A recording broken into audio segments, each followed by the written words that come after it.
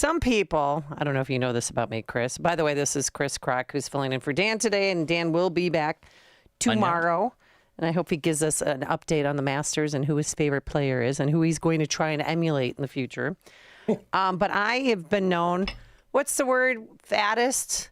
Somebody who because I've gone off on a lot of people who are overweight, who are on planes, who just took up too many seats and were encroaching on my space. I might have had it happen to my children. That's terrible. I almost went into labor early, coming back from a Cubs game from we were in Miami. Mm-hmm. I was 8.5 months pregnant, and there was a rap convention. Oh boy! And I sat next to a 400-pound person and a 300-pound person, and I could not. I was having trouble breathing. I was in the middle seat, and I had to get help. They gave me oxygen. They asked if a doctor is on board. And one of the photographers from Channel 2, God bless him, switched seats with me. And I looked back at him, and he's like, thanks a lot, while his arms are like... So that's why we're having our next guest, Body Positivity's Big Fat Lie, Evie Solheim, or Solheim, I'm the name assassinator, just so you know, is joining us. I believe this is her first time, and hopefully she'll come back. But Evie, good morning. How are you? Good morning. Doing great. Yeah. Based home birth mom, freelance journalist, and author of newsletter The Girl's Guide. And this column is Body Positivity's Big Fat Lie. So what is the Big Fat Lie, Evie? Well, exactly. And so this particular column you're referring to is a book review of a book called Fat and Unhappy by Tristan Justice and Gina Bontempo. I'm going to encourage all readers to check it out and check out their work. But basically, if you feel like it's really hard to be healthy and to maintain a healthy weight in America, you're not crazy. Companies, even our government are just conspiring feels like a strong word. But if you also read the evidence in this book, you wonder how we got here, that our companies and our government are basically feeding us a lot of lies about nutrition and health. So that's a huge part of, what I love to write about and research and just bring people awareness. Well, what are some of the lies that they're feeding us? Well, interestingly, this happened after I wrote this piece, but I think anyone on X.com would have heard about it. A campaign to get influencers to, support the government to keep soda in SNAP. I don't know if your readers were aware of this, but apparently some shady PR group was, literally cashed for tweets to say like, hey, don't, in any way make it harder for people to buy soda with government subsidies, because President Trump loves Diet Coke, as if, those are, equivalent. But so these big companies are scared because people are waking up and realizing, like, if I am looking at an ingredients label and I can't pronounce what I'm looking at, I don't know what I'm looking at, I can't picture what I'm looking at, these are chemicals, these are, synthetic substances, why am I putting it in my body and what effect is that having? So really, last year and this year have been huge years for, anyone in the health and wellness space, just feeling like people are waking up, they're educating themselves, they're putting whole foods, organic foods in their bodies, they're feeling better. And we have a long way to go, but it's really, really encouraging. And there's an intersection of health, politics, and pop culture here. Can you explain? Yes. Yeah, no, 100%. All of these, I think Callie Means, who I think a lot of your readers might be fans of, was just pointing out how you turn on the news and you see pharma ads. Basically there's this whole corporate, back channel going on where the media you consume might have, product placements. It's certainly being funded by big pharma ads, whether it's you're watching, a program that's like a comedy or you're watching the news. Like either way, you don't know what kind of messaging you're getting and you don't know what kind of companies you're supporting by giving your eyeballs to these advertisers. But so basically our pop culture has been feeding us this lie of, toxic body positivity. I think it's good that the authors make a good distinction between toxic body positivity and, the kind of body positivity that was needed, probably starting decades ago when tabloids were exposing celebrities to like horrible slander, on their bodies and things like that. It's not saying, oh, we should just criticize people, but it's saying if you're telling people that being obese is okay, it won't have any negative effects on their life, it's good actually to be, to want to lose weight is, quote, fat phobic. That's a really dangerous message for people, and it's going to make their lives worse. So Evie, I think that's something a lot of people can agree on. Evie, it's Chris. So your article talks about Philly FatCon, pro-fat activist, the fat sex therapist. The point of a conference that you're mentioning here was the promotion of far-left activism on social justice, and the organizers placed obesity at the center of it. It makes me think about Trigglypuff, if you know who Trigglypuff. Trigglypuff is that. I've been on the internet long enough. I do know. Yeah, like I know. What is that, Trigglypuff? like, massively, morbidly 400 or 500 pound obese chick, like 3, 4, 5, 6 years ago, and she's shaking and screaming in a class at college, and she's like a little 2-year-old with a tantrum. She's massively obese. She looks like she became a meme because she's so pathetic. But what was she screaming about in the classroom, or just showing off her fatness, or some what? social justice thing or something like that? She's a crazy left-wing activist type of a person, and she's become a meme of the century for like the past 5-10 years. But so it makes me think of her. But I got to ask you this. So how did they, meaning these fat activists and leftists, how do they turn obesity into a left-wing cause? And it reminds me, by the way, of the transgender stuff where it's your self-harm, you're butchering your body, etc., and that's supposed to be great. Right. Yeah. Well, Tristan Justice is the co-author of this book who was refused the press pass to go to Philly FatCon and just, find out in their own words, what are these activists doing? I think it's part, I think people love to throw around the term cultural narcissism. Right. Whatever is affecting us, we think that's the problem. So a lot of these activists, they're like, we're going to center obesity at the center of social justice. But then the really interesting thing is, encouraging people to give in to junk food or like unhealthy lifestyles is actually something that a lot of these junk food companies, they don't mind promoting that message. Right. They find this very convenient. So it was really interesting to follow the money of these, individuals who have big Instagram accounts for no other reason than, they're giving out all of these, anti-fat phobic talking points and just basically getting worked up about every little thing is, quote, fat phobic, but not really offering the people who follow them any resources on how they can make themselves healthier. So is it difficult to maintain a healthy weight in America considering all the ultra-processed foods that are available? I know JFK Jr., the HHS secretary, Make America Healthy Again. He's touring Arizona, Utah, and trying to ban ultra-processed foods. Right. No, this is such a good point. And it's kind of mind-blowing because a lot of people who have been warning about ultra-processed foods, I don't think they ever thought the U.S. was going to be this aggressive, or that, like you said, we'd have an HHS secretary who actually talked about these things. But, in the U.S., we're the land of freedom. We're the land of liberty. And there are so many good things about that. But then we look across the pond and the food is just so much cleaner in places like Europe, and people are, on the whole, healthier. That can be a whole combination of lifestyle reasons. We have to ask ourselves, okay,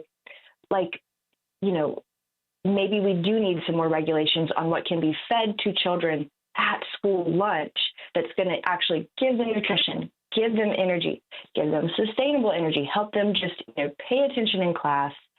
And we're just totally missing the mark on that. So I'm really glad that people are rethinking it. Where I live, West Virginia, we're totally rethinking what food diets we're going to allow and, even be feeding to kids at school lunch and school breakfast. So it's really felt like a good tide is turning. Evie, this is pretty wild in your column. So who's funding the body positivity movement? Dove launches a campaign for, quote, campaign for size freedom. Parent company Unilever, one of the top ice cream manufacturers in the United States, their stamp of approval on this new, quote, social justice spinoff. Okay, that's wow is my reaction. But then also, what are some other ones that you may know about where they're doing this crap to ultimately make more money off people hurting themselves? Right. Well, the interesting thing is it's not just independent media or right-wing media reporting on this. I think even the New York Times has run features. People love to watch videos about health and nutrition on TikTok and Instagram. Well, it turns out that a lot of those accounts that people like are secretly, bought and paid for. And that's why they're recommending, processed snacks and things like that. And they may not be recommending specific brands, but the people paying them, or the groups paying them are representing these brands. And it's kind of, if everybody's kind of purchasing more from these aisles of processed foods, these companies know they'll get picked out, even if they're not telling an influencer, hey, like say people should eat more Oreos. It's like this kind of weird, shady, deals that are going on, but still it's people are being deceived. They're watching videos for people who are like, I am a registered dietitian or I am a nutritionist, and they're just getting really bad nutritional advice. Even going back decades, our scientific communities have been publishing backwards science on nutrition as if it's real. Like your body doesn't need fat. Your body definitely needs fat. Your brain needs fat. But people just don't know how to, interpret these results and, implement the good nutritional advice in a way that actually makes their lives better. So you can't discuss America's obesity problem without the mention of the other O word, Ozempic, Wegovy, injections that go by many different names, and 1 in 8 Americans have tried some form of prescription drug. So pharmaceutical companies are making money off the fact that 40% of Americans are obese. Yes, exactly. Right. And it's something that it feels like has come out of left field so recently. It feels like Ozempic is now being prescribed to so many people, whether there are probably not more natural ways they could maintain their weight or not. And again, just going back to all the points I've made about this weird intersection of big pharma and big food, and our scientific establishment, people are being put on Ozempic, and doctors don't really believe that people will make lifestyle changes that will help them lose weight. Doctors are probably pushing it on patients more than they need to. In my life, I've known many people who've kind of realized like, okay, I need to get healthy. And they've had that inner motivation, they've done it. So like doctors don't need to assume that these patients are never going to, make better choices. Sometimes people need a wake up call and they need something that's going to actually be sustainable throughout their lifetime. The authors of Fat and Unhappy point out that it's pretty much people are paying money to be on Ozempic. Right. And if they have to go off for whatever reason, they do gain that weight back. Most likely, and just kind of talking about how this is a cycle that really only benefits the companies that are selling these drugs. Well, do we know any long-term side effects of Ozempic or Wegovy or any of these weight loss drugs, these injections that people are stabbing themselves with? Well, I don't think they've been around long enough for us to really know long-range results. Right. And I could stand corrected on that. I know they haven't been in the U.S. market very long. But I think like a lot of drugs on the market, we don't truly know the long-range effects. I think that's a great point. Evie, the couple things that are interesting here, too. You talk about research from the author of The Big Fat Surprise, Why Butter, Meat, and Cheese Belong in a Healthy Diet. I remember my great-uncle used to say, I can't, because it's cholesterol, I can't eat the skin off the chicken. But I learned a lot from one of my former sponsors as a weight loss place about how to eat right, kind of keto-based diet, but that is absolutely true, and the skin is okay. Those are healthy fats. We used to say that those kind of fats were bad. You're talking about that, too. So that's one thing I wanted to mention along with that. And then also extra virgin olive oil is what I use, and I've been taught that's a good one. I'm sorry for interrupting. Did you have weight problem? No, I lost. I had with concealed carry, I was a size 38 waist, and I got down to 33. But see, once they ended, I went back to my bad waist after 7 years. I was a size 33 with concealed carry, so I was like technically probably 31. But I've gained a lot of it back between losing the sponsorship. It's been 7-8 years, so I'm like, so I'm like, What are you talking about? What sponsor? It's a weight loss place that I had. Okay. So that's what got me into the healthy stuff that taught me everything and exercise. But I was just trying to say about the extra virgin olive oil. I was told was good. You talk about oils. Some of these oils are bad, and the healthy fats. Tell me a little bit more about that. Right. I mean, seed oils has been like a big buzzword that's, escaped. It's no longer politicized. People on the left and right are realizing we're not sure if seed oils, I'm not going to say they're necessarily because of all our problems, but they're definitely not helping us. So you're right. There's just, people feel overwhelmed because there's so many options. You go in the grocery store and you're like, okay, do I grab this vegetable oil? Do I grab olive oil? Do I cook with butter? I've been told, so many of these things are bad. But, basically going back to the 1950s, Americans have been told, don't cook with fat. You want as low cholesterol as possible. And it turns out there are uses for our body for cholesterol. I'm a breastfeeding mom. My cholesterol goes up when I'm breastfeeding because that's just part of how my body is, taking care of my baby. So these things aren't totally bad. So, grass-fed organic butter, I don't know if you can get a much better, substance to cook your steak in, both taste-wise and for your body. So people are having to relearn what, not even us, but like our grandparents were taught about nutrition, and then they passed down to us. So I think you're right that, even just as simple as what am I going to cook my steak in? People are feeling confused because there's so many mixed messaging. But if you're able to just kind of go back to, okay, what's like a whole food, what's in its most natural form, what doesn't have a bunch of preservatives or artificial flavors or anything like that, I feel like those are good questions people can ask. And Evie, the problem is grass-fed organic butter, that's expensive. Yes. It is. That's the problem. I mean, if you go into Trader Joe's or to Whole Foods, which we call whole paycheck, it's daunting. I just walk out, or I'll buy one or two things, and that's it. But if times are tight for a week or something, then I just have to go to Aldi or the Jewels. Totally. And that's why I've been kind of bashing on, Instagram influencers who talk about nutrition.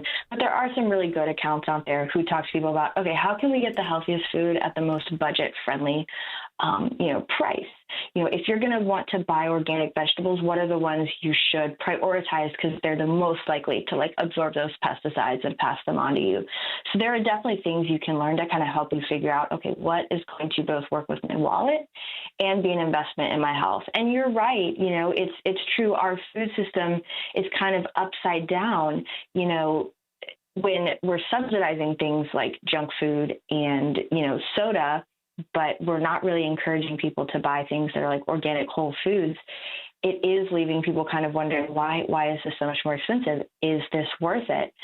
And we have to leave it to individuals to decide that. I think people are going to come to different conclusions of what they need at different points in their life. But yeah, no, you make a very good point that, even when it comes to people just looking at their grocery bill, it can be very daunting.